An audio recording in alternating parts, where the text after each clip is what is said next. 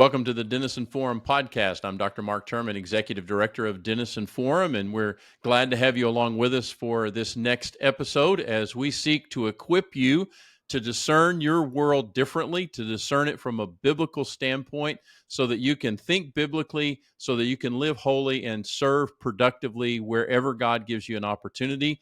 We want to help you do that through conversations like this. Joining us today is Dr. John Inazu, who is the Sally D. Danforth Distinguished Professor of Law and Religion at Washington University in St. Louis. Let me tell you a little bit about John. He teaches criminal law, law and religion, and various First Amendment courses in his work. He is a former litigator, but he's also an author and frequent speaker on the topics of pluralism, assembly, free speech, religious freedom, and other issues we might call lightweight, right? John has written 3 books, one of which we're going to talk a little bit about today. He has also written at times for the Washington Post, the Atlantic, the Chicago Tribune, the LA Times, USA Today, Newsweek, and CNN. He is also the founder of the Carver Project and the Legal Vocation Fellowship and is a senior fellow with Interfaith America. John, welcome to the Denison Forum podcast. We're glad to have you with us today. Mark, thanks so much. It's great to be with you. Well, I know as a professor, you're on your way into another semester of teaching, and so it's an intense time, but it's also going to be a unique time in this political environment where faith and law and so many other things are intersecting. But if you would, tell us a little bit about you and maybe a little bit of your personal story, something about your faith. And then what is it that kind of prompted you to write this book that we're going to discuss today? Sure. So, fresh off the summer, I'm thinking about my wife, Caroline, and our 3 kids, Lauren, Hannah, and Sam. We've just been doing some fun family travel and just celebrated 20 years of marriage. I was raised in a Christian home and then became more serious about faith through the ministries of Young Life and InterVarsity Christian Fellowship during high school and college, and have been connected since then. I served briefly as a youth pastor for a few years when I was in graduate school. So I've seen the inside of a church staff in that capacity, and was also a volunteer Young Life leader for a number of years. So that's sort of what forms me faith-wise. And we're part of an evangelical Presbyterian church here in St. Louis. And in terms of the book, this book is called Learning to Disagree, and it was really grew out of the peak of COVID when I realized how much we were all distanced from one another and all this shouting we were doing over COVID policies and everything else, thinking, the reminder that we're made to be in relationship with other people and we need to figure out better ways to do that, and trying to think through how my own expertise and experience might contribute to it. So you can think of this book as taking what I do in the classroom, what I've done in my writing over a number of years, and then also just in my everyday life, how I try to, with varying degrees of success and failure, try to apply these ideas of understanding difference, of learning empathy, of figuring out how to disagree better in life, in the classroom, and in law. Yeah, that's really a great place for us to start. As you said, the book is titled "Learning to Disagree." The subtitle: "The Surprising Path to Navigating Differences with Empathy and Respect." John, I've heard this term empathy talked about and thrown around really a lot more the last 4 or 5 years in my work as a pastor and working with others, often referring people to talk with counselors around different issues. Kind of give us the working definition that you use for the word empathy and how it might be different from something like sympathy or other terminology that we sometimes use in this kind of conversation. Yeah, I actually don't employ too technical of a definition, but in distinction from sympathy, what I'm trying to get the reader to think about is something that more closely approximates someone else's experience. So can you understand what someone else is going through? Can you put yourself in their shoes? And then importantly, with the recognition that it won't always be fully possible. I'm not going to empathize with what it means to be a woman in our society today, or many other characteristics that I don't have. But there are ways through listening, through seeking to understand, through trying to imagine what a different perspective might be, that we can move closer toward empathy than not. And then I think another piece of this for Christians is I almost think of it as the relationship between empathy and discernment. So when we are called to speak the truth in love, we that doesn't mean we always have to speak. It just means that when we do speak, we speak truthfully and in love. And so part of empathy might also be discerning times when we're not supposed to speak, when we're supposed to listen more or just be alongside someone. Yeah, that's a good distinction for us to understand.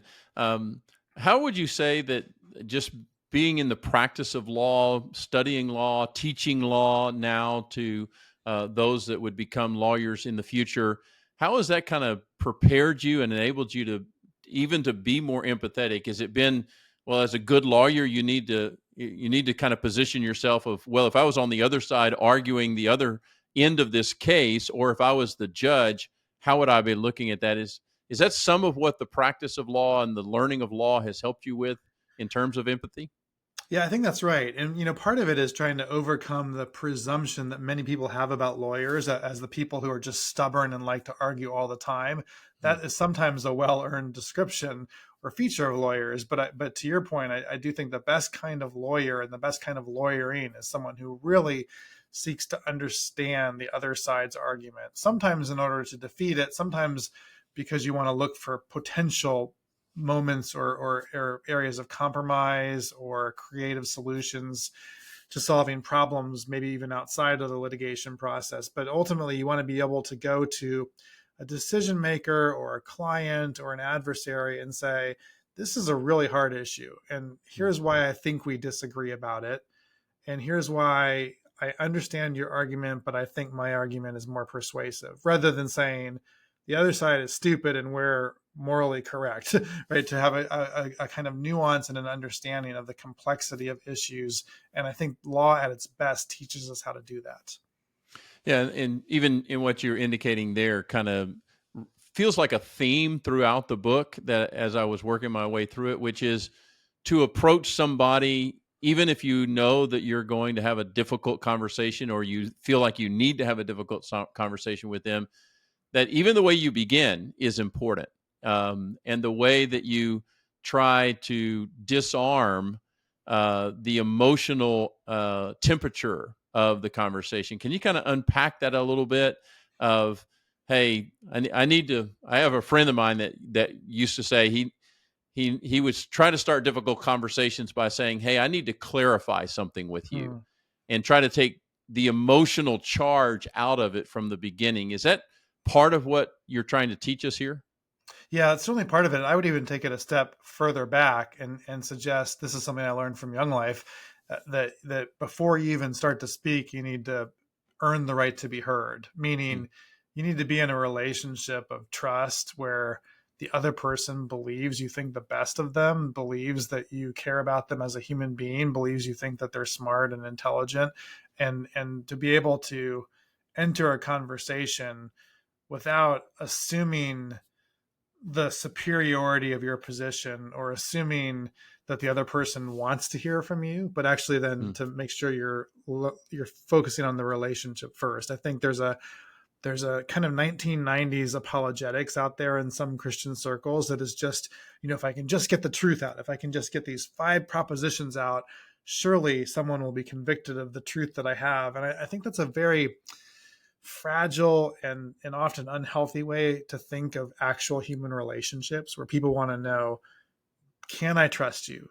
Do you love me? Do you care about me as a person? And all of that has to precede the propositions, however true they might be. yeah, and as your book relates in several different chapters, that idea of relational capital and relational trust really ought to be part of what we use to discern whether or not we should even have a conversation of a certain nature with somebody. As and maybe might cause us to be more quiet at times, or to start at a different place. Um, John, I'm wondering, do you feel like in writing this book and the research and the work that you did putting in on it, do you feel like that our culture, our generation, is having a harder time with disagreement? And if so, what might be some of the reasons for that?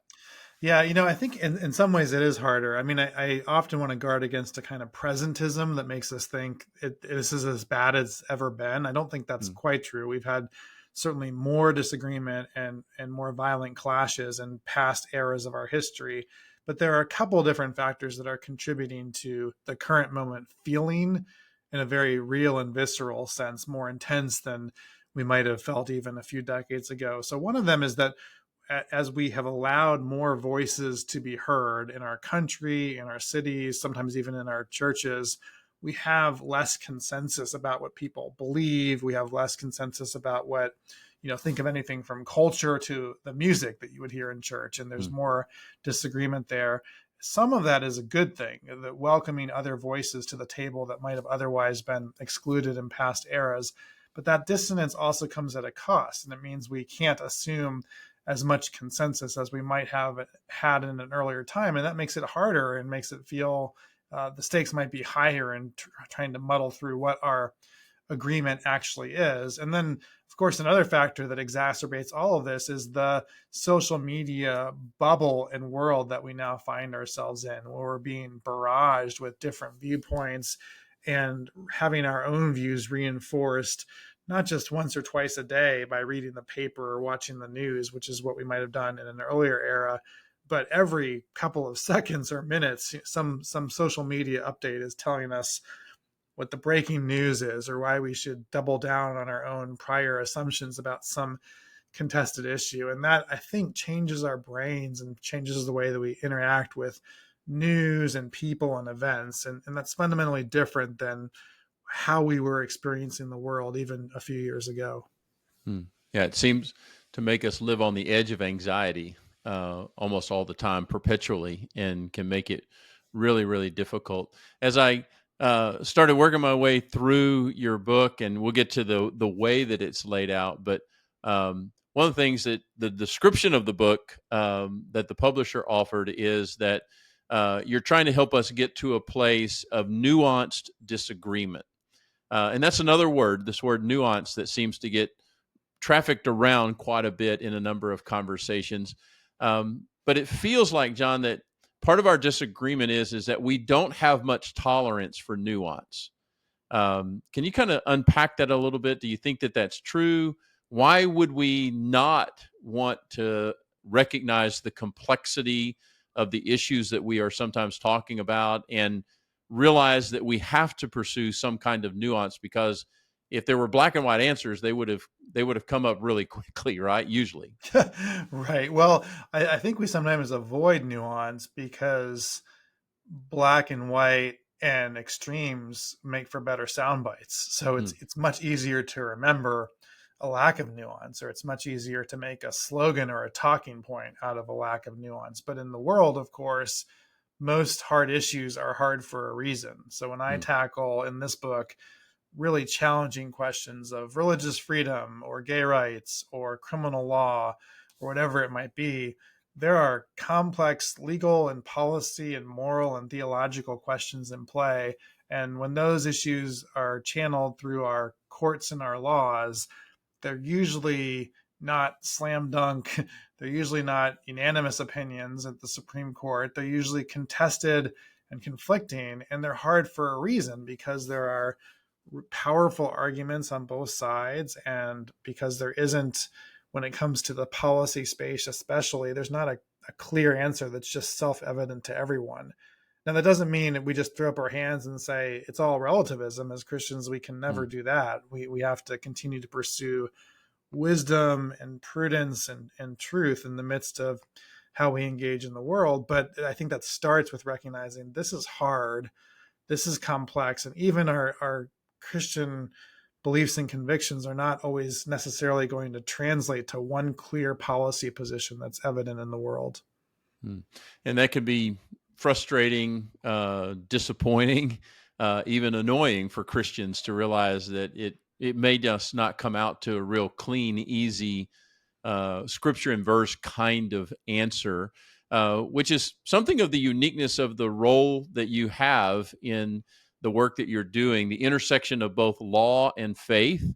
The book talks significantly about the authority that comes from those different angles, the authority that comes from the law, the authority that can come from our understanding of faith. Can you talk about how those things intersect in this book, and how they need to be appreciated for both the contributions that they bring, both the contribution of law and faith? Well, one thing that I think law and faith have in common is they both fundamentally depend on a kind of trust. Mm. Law is not always going to be perfect. In a human society of flawed human beings, we're going to get the law wrong. Judges are going to get some decisions wrong. Politicians are not always going to have completely pure motives. And that means we have to trust a larger system, even when we're disappointed by individual results. It doesn't mean the system is always right, but if we lose comprehensive trust in the system, then we have to start thinking about, well, what are the alternatives to our system? And those alternatives are fairly bleak. For all of its imperfections, to live in a law-governed democracy like the United States is a huge gift at a moment in history when we can look around the world and see alternatives that are very dire.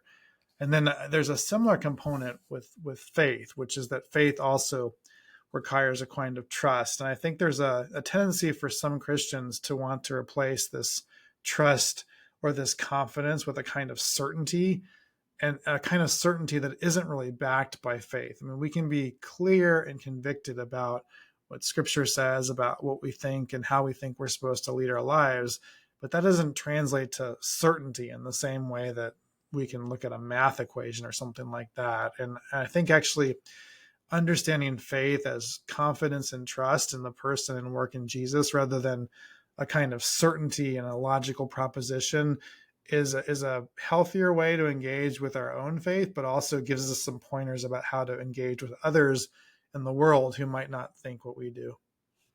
Yeah, and sometimes we can get really uncomfortable with that, with the aspects of faith that are not mathematical in their certainty.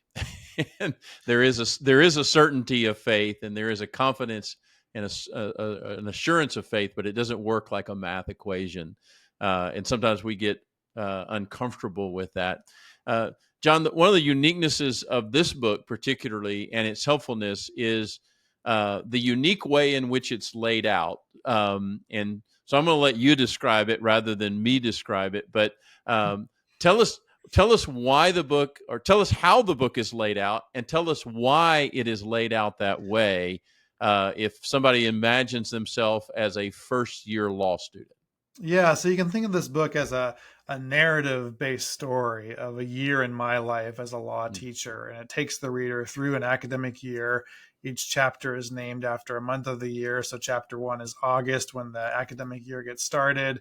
And then I walk the reader through the course of a year where I teach criminal law in the fall and law and religion in the spring. And then there are a whole lot of other events and episodes that emerge during the course of that year.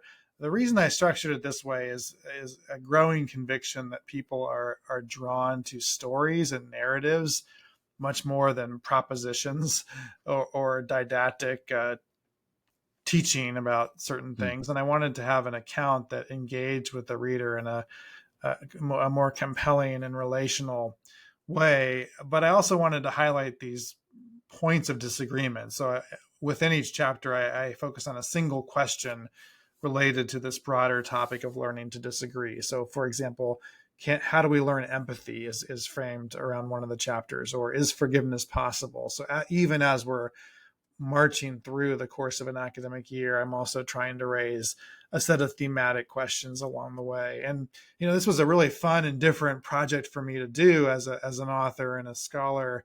But one of the things I realized was that in creating a narrative, I could also do some character development and show the reader along the way how people change over time, how I change over time, how I still have some learning to do on my own, particularly as I recount my own failures during the year. Yeah, and it's a really enjoyable rhythm, especially for all of us. All of us have gone to school, even if we haven't gone to law school or to some other kind of graduate level experience. We've all gone to school. We all know the rhythms of what happens in August and in the fall, and then how your feelings and the rhythms of your life change as you get toward the holidays and then into the spring. And it took me a good while to learn how different I felt about a spring semester compared to how I felt about a fall semester. Um, Right. but we all identify with that, whether we're in the third grade or we're doing a law degree. We all have some sense of that because it's a part of our lives, but it also speaks to some of the rhythms of how disagreements come. And I appreciated how you could be walking into a family gathering at Thanksgiving or Christmas and realize that that is an environment, especially today, a ripe environment for disagreement and for unhealthy conflict. And I appreciated the story that you talked about there about how the discernment came to you that it just wasn't a good time to engage. So, talk about that a little bit more, of just learning to discern the context of when we have certain kinds of conversations. Yeah, so maybe the first point to mention is that for a lot of us, and maybe some people listening to this podcast, we can stand to be reminded that God does not need us to be His spokesperson on every issue under the sun. Mm, Right? We are not yeah. called to engage every time we get fired up by a social media post, or every time we catch something wrong or awful in the world. We just don't have Mm, to do it. God is not depending on us for all of those instances. He does want us to be His ambassadors and His reconcilers in the world. And so to do that well, we need to discern the relationships that we're called to be in, and then we need to invest in those wisely. So if we're looking at a difficult conversation, say with a family member or a longtime friend, we need to ask ourselves if we're ready to jump into that conversation. First of all, we better be going in with a full tank. We should have a kind of emotional and physical rest to us, and an mm, awareness of how difficult the conversation might be.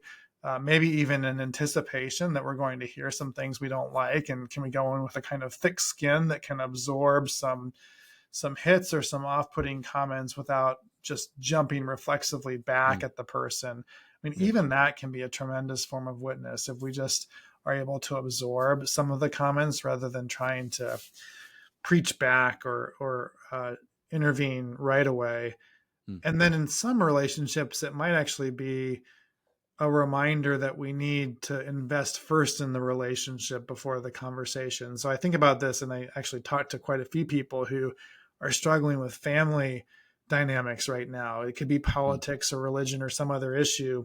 And they're thinking, or they're saying, I feel like I don't even know this person anymore.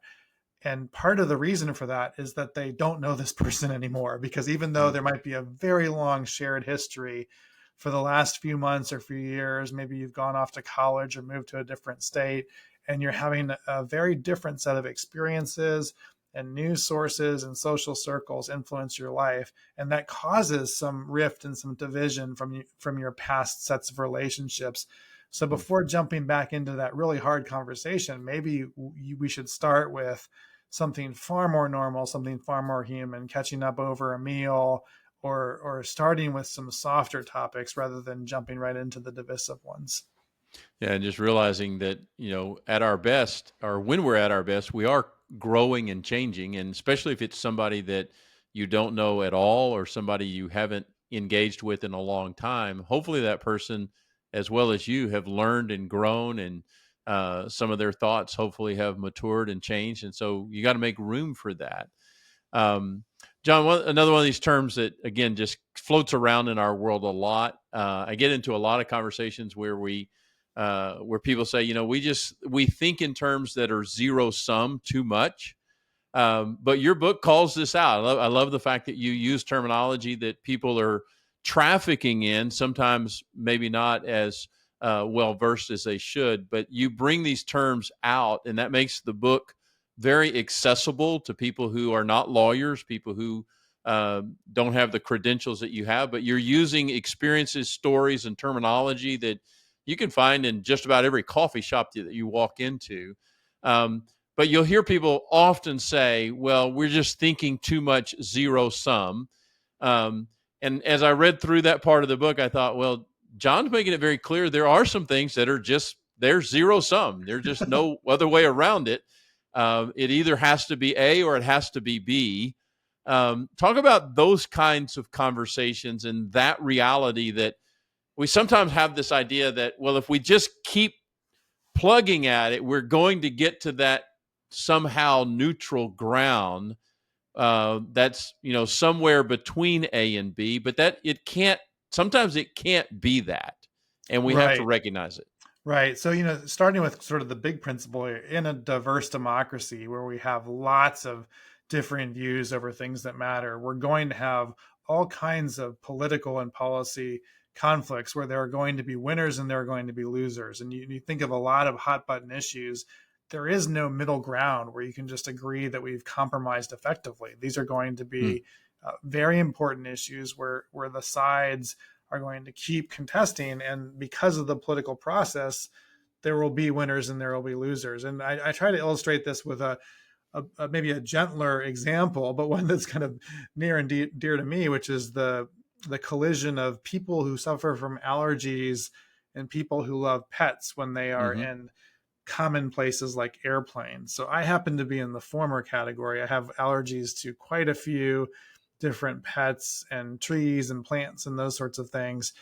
And so I'm often taken aback when I sit down on a plane. I do a lot of travel and I'll be on a plane, and next to me, the person in the next seat has a little carrier with a cat or a dog in it. And then quite immediately, we're all breathing in the same air. And so that dog or cat is having an effect on me.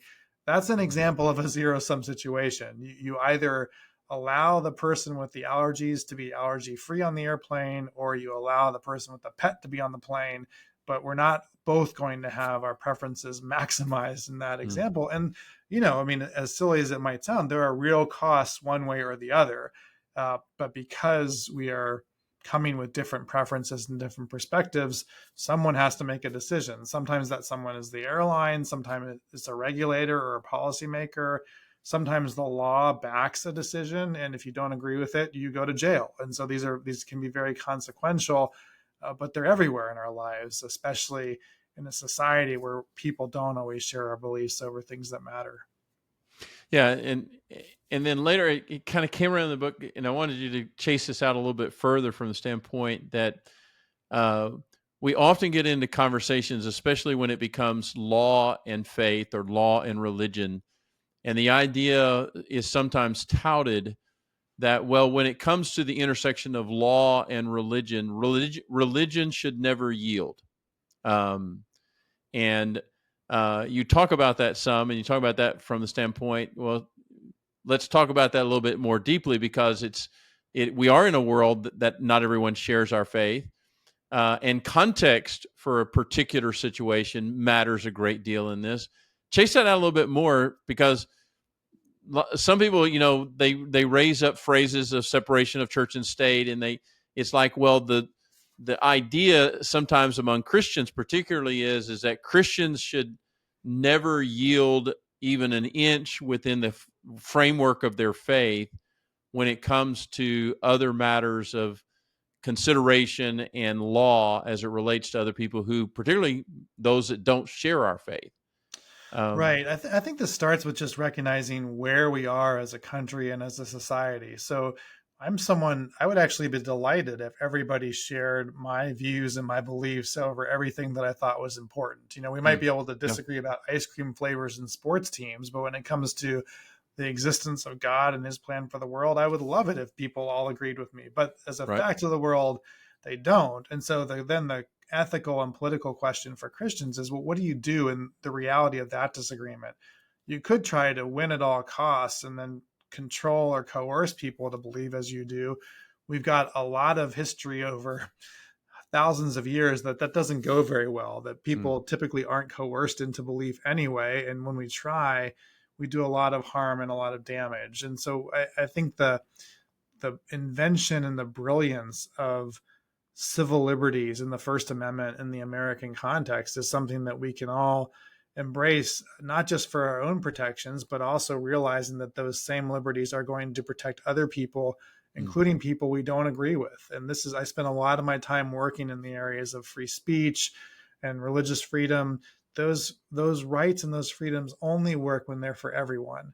And a consequence of that for Christians who are advocating in these areas means that as we increase the breathing space for people to exercise their own religion or speak their own minds, we are allowing space for people to say things that we don't think are true, to say and do things that we might even find harmful to society. But we would want those same freedoms for us, because there are lots of people in society who think that about Christianity and Christian beliefs. And so the overarching premise, I think, is we should maximize the ability to persuade one another in our words and in our actions. The best way to do that is to ensure strong civil liberties for everyone, not to seek special protection just for Christians or just for the people that we like. Yeah, and I love the way the book calls that out, and the opportunity of disagreeing deeply, but without a desire or without any intent of malice or harm toward each other. Still, the flexibility, the freedom that our country seems to have lost a significant amount of in the last 5 or 10 years of making, as you said, making breathing room for that. And so from the standpoint of the book, let's move to the spring a little bit, because I was really intrigued by the conversation about the difference between wrong and between evil. And this is, I think, something that Christians really struggle with. Sometimes maybe the way that we've understood faith, the way that we've been taught certain elements about our faith, that this is something we may not have room for, and maybe we need to grow in, is a better, deeper understanding that you describe between wrongness and evil. Can you kind of walk us through that some? Yeah, let me start maybe by positing what I think should be two fairly non-controversial theological claims for Christians. The first is that there is evil in the world. Evil is a Right. reality of the world. We trust that at the end of time, God conquers evil, but there is evil in the world for now.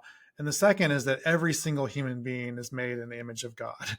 So if you start with those two premises, then you have a conundrum, because you want to both name the reality of evil, and evil is sometimes manifested through people, but Right. also hold on to the reality that everybody is an image bearer. And so I think one way to do that is to work as much as we can to distinguish people from the ideas, beliefs, and practices that they hold and do in the world, and to say, to you as a person, you're an image bearer. I might find your ideas and your actions very wrong and even evil, but I'm going to be committed to encountering you as a person.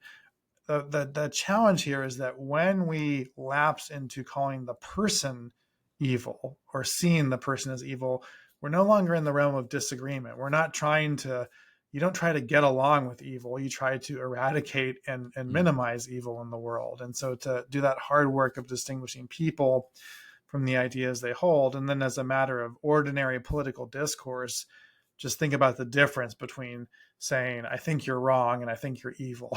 The first opens up a whole lot more room to have a discussion, to treat each other as equals, to learn from one another.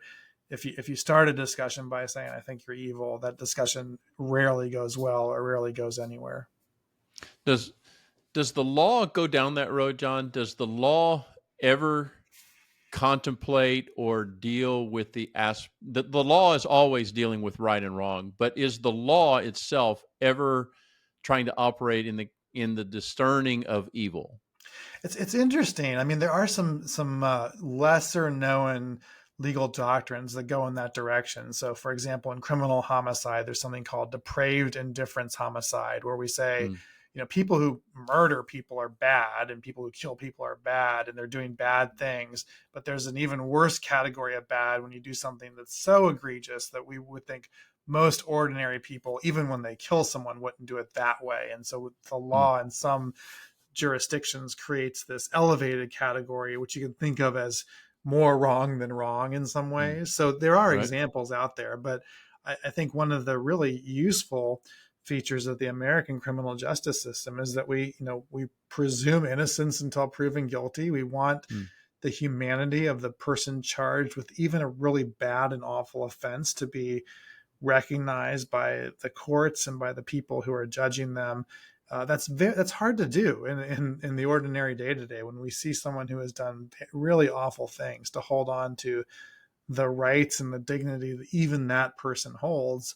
And here I think actually, in our own systems of law and jurisprudence, Western societies owe much to Christian principles that have informed these notions of dignity and humanity, and it's important to hold on to those. Hmm. Yeah, lots to think about there, and really some big intersections between faith and law at that point. John, in the subsequent chapter after that, as we get around in terms of the semester of the spring, we get around to the celebration of spring and the celebration of Easter, and you make a statement about forgiveness. You have a whole chapter of, can we forgive? Will we forgive? And you made a statement that just really pierced me when I read it. It said, have we decided that forgiveness is offensive, that it is repugnant to us in some way? And I thought there was a really great insight. I won't get the quote exactly right, but you're like, the statement was, if you never feel like you've ever significantly harmed another person, you're not going to have much appreciation for forgiveness. But talk about that idea that in our current culture, where it is so partisan and it is so combative and so intense at times in the kind of conversations that we're having with each other, and sometimes particularly online, but not limited to online, unpack this idea of, especially for us as Christians, we just cannot traffic in the area where forgiveness is offensive to us. No, that's right. And this reminds me, probably worth saying, the book itself overall is not a Christian book. It's, as you know, it's meant to be engaged by anyone, of any faith or of no faith, but it's informed by some deeply Christian principles, including this notion of forgiveness. And one of the intellectual challenges I had in writing the book was how much can or should you translate ideas to a more general context. And forgiveness is one of those ideas that I think is so deeply rooted in Christianity and in the example of Jesus and the commands of Scripture that it's hard to know always how that might translate more generally and more broadly. But I think for Christians, the dual insight that we both absolutely need forgiveness, that we're not above forgiveness, Right. and that we're capable of being forgiven. Mm. Tim Keller puts it something along the lines of, we're more loved than we ever think we could deserve, and we're more in need of judgment than we ever think we might need. And both of those seem true. So for Christians to hold on to those theological truths as we engage in the world, that we ourselves are always going to need to be forgiven, which should give us a capacity to extend forgiveness to others. But then also that we ourselves are forgiven, which should allow us confidently to engage in the world. And even if people don't reciprocate, to have the witness and the example of Christians forgiving in the world, how powerful is that? How powerful would that be if we saw more of it? The idea that the watching world would observe Christians forgiving each other well, that would be amazing to see more of that today. Yeah, if we could practice it in our own house, then it would become much more appealing to those outside of our house. But even your comment just then made me trigger my thought of part of what you talk about in terms of, well, if we're gonna pursue what you're calling us to in this book, which is to be people who disagree better, and hopefully arrive at greater resolutions with people, but also end at healthier places, even when we can't come to an agreement. Um, but what about those times when we're not seeing that kind of empathy and patience, a desire to forgive, a desire to understand the other person? When that's not being reciprocated, what should that tell us? How should that be a guide to us about what we should do next when we're engaged with this person around a topic that's hard for us to talk about? Yeah, two things that might be in some tension with each other. The first is that we should expect in the world that if we're actually living out the fruits of the Spirit and demonstrating Christ's love to others, that we're going to encounter people who don't know or aren't capable of responding in the same way. If they're not Mm, Christians, if they're not motivated by the Holy Spirit. So we should expect some asymmetry, and we should expect some mm, people not to be responding in kind. And when Jesus says, he doesn't just say, love the people who agree with you or who treat you the same way. He says, love your enemies right. and be patient with those around you. So we should expect a little bit of that, I think, up to a point. And then this is where discernment and community jumps in. If you're in an individual relationship where you're really laying down your life and trying hard, and the lack of reciprocity crosses a line to a kind of abuse or an emotional intensity that you don't have the capacity to bear, then I think the beauty of community is the recognition that it's not always up to you in every single relationship. And maybe Mm. the best decision in that case is to step back from the relationship and let someone else handle it or work at it. So I don't think the advice is generalizable, other than to say that discernment is important. And then in many cases, especially more ordinary cases, the expectation that we won't always see reciprocity if we're trying hard to lean into the fruits of the Spirit.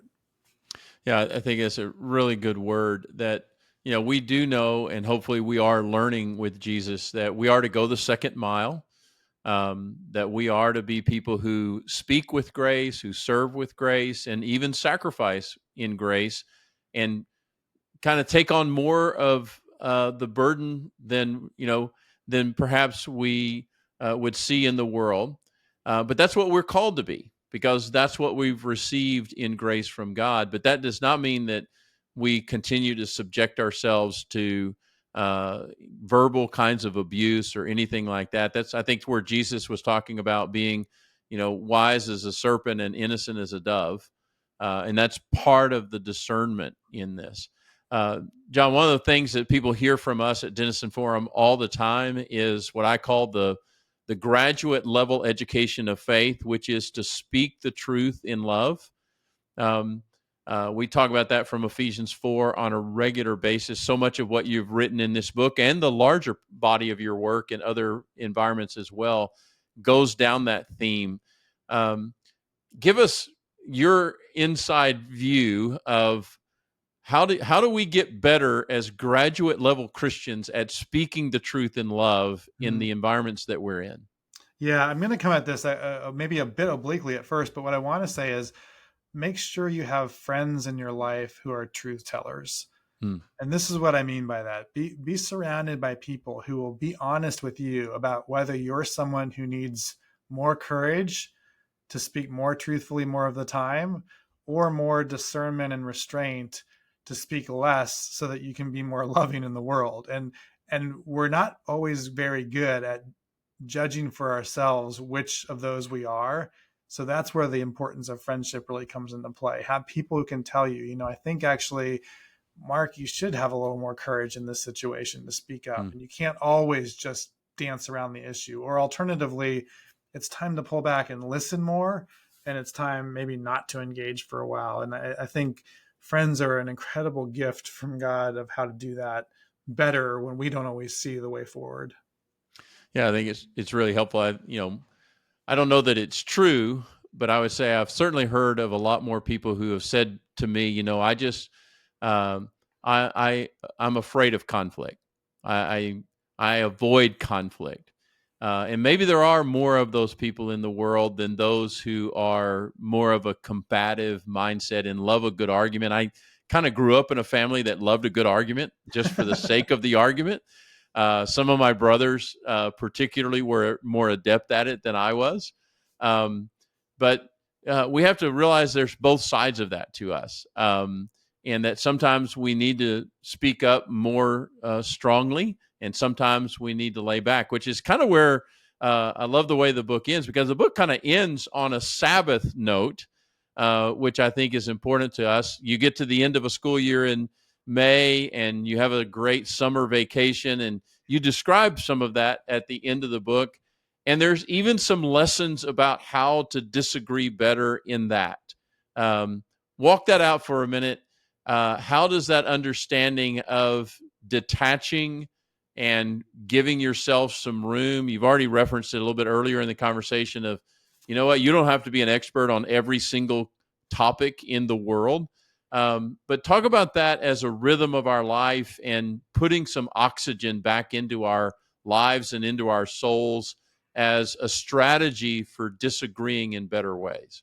Yeah, and I owe a lot of this in my own life to my friend Andy Crouch, who was very persuasive in his admonitions, to do Sabbath weekly, but also, to the extent that your life and your job allows you to do so, take a week a year and Mm. have a week of rest, especially a week offline. So a kind of tech Sabbath, or a time away from the news and from social media and from email.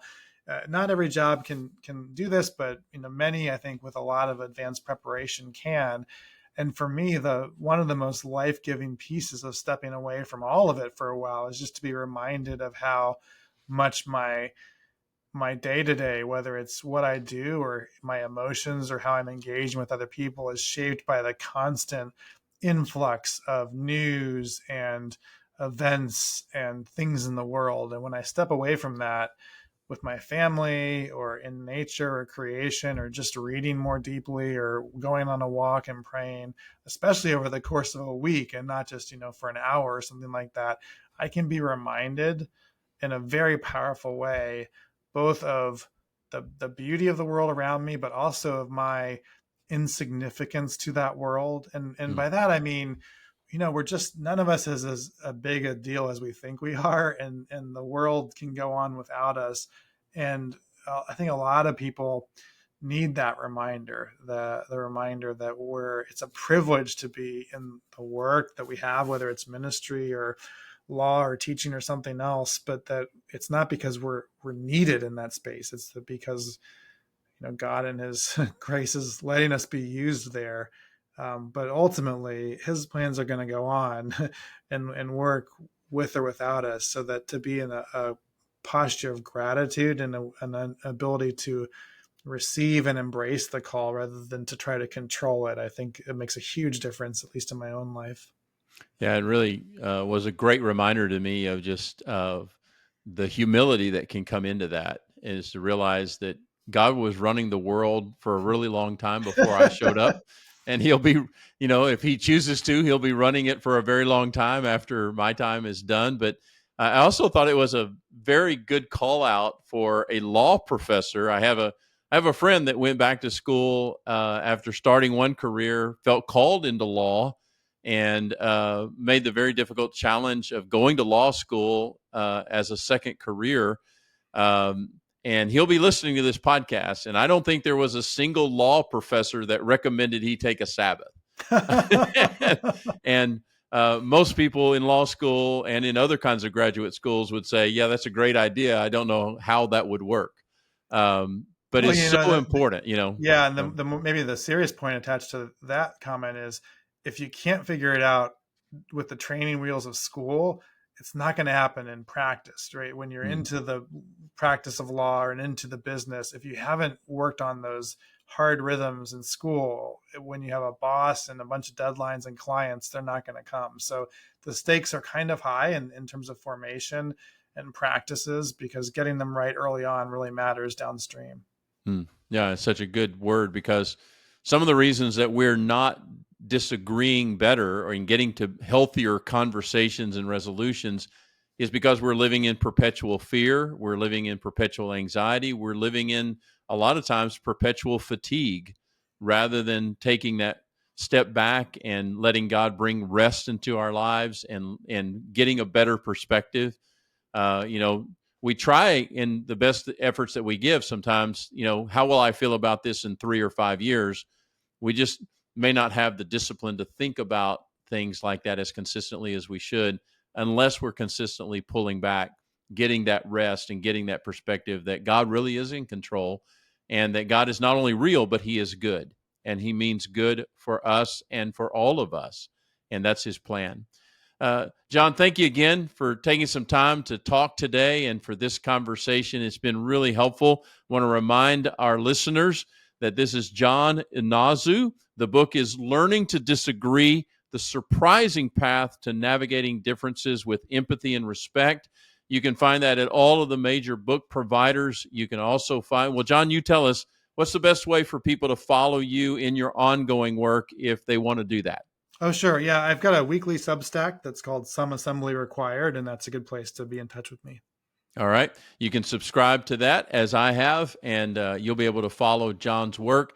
And we appreciate you for listening in on our conversation today. I hope it's been encouraging as well as equipping. If it has, please rate, review us on your podcast platform and share this with family and friends. You might even consider picking up John's book. It's a great resource for small group discussion. There are some tools for that in the back of the book that will help you as you walk through some of these conversations, and a way to strengthen not only your efforts at disagreeing well, but also those that you traffic and share life with.